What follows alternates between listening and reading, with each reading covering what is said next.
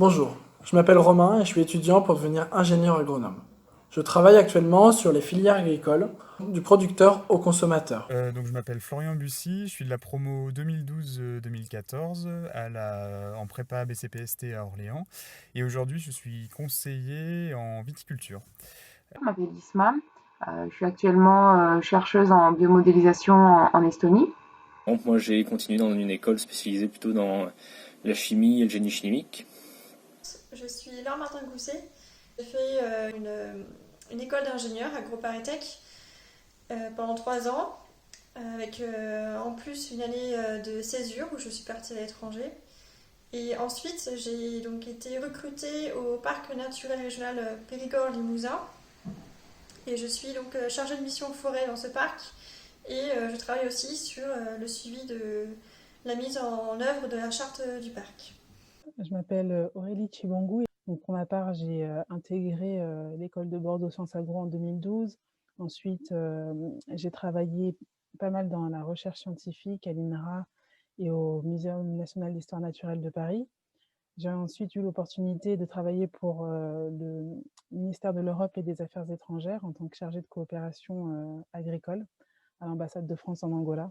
Donc là, je suis revenue il y a un an en France pour occuper le poste que j'occupe actuellement. Je suis chargée de coopération à l'École nationale des services vétérinaires.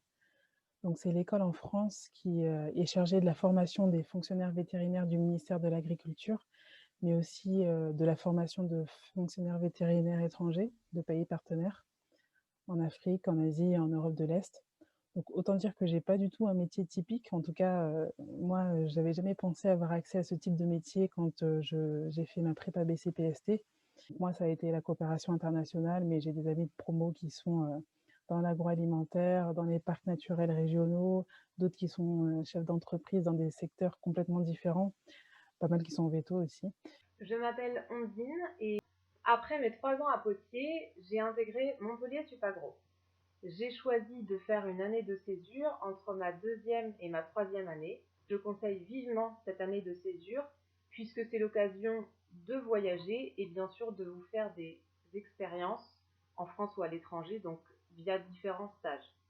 J'ai ensuite fait l'option TERPA, une option orientée sur les politiques publiques et l'aménagement du territoire. Une fois mon diplôme obtenu, j'ai travaillé 3 ans dans un syndicat agricole départemental et 1 an et demi dans un syndicat à l'échelle régionale. Et c'était très enrichissant car j'ai travaillé avec un réseau d'acteurs large. J'ai ensuite décidé de partir 6 mois en voyage autour du monde. Aujourd'hui, je suis revenue en France, en Charente-Maritime, et je travaille chez Interbio Nouvelle-Aquitaine. C'est une association interprofessionnelle de 12 personnes qui œuvrent pour le développement de la filière bio, que ce soit dans la production, la transformation, la distribution ou encore la restauration. J'anime un collectif d'artisans bio pour les aider à se former et à évoluer dans leur pratique. J'accompagne des établissements pour augmenter la part de produits bio dans la restauration collective ou encore je développe un label qui valorise les territoires engagés dans le développement de la bio.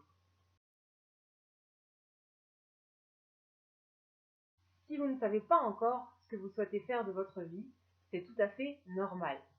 Que ce soit en école vétérinaire ou en école d'ingénieur, vous aurez l'occasion de découvrir des tas de choses et votre choix se fera au fur et à mesure.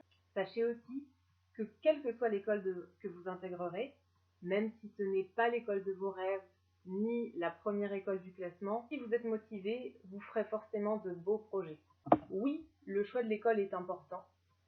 Pour cela, pensez bien à vous renseigner sur les écoles auprès d'anciens élèves, à regarder les options proposées, etc.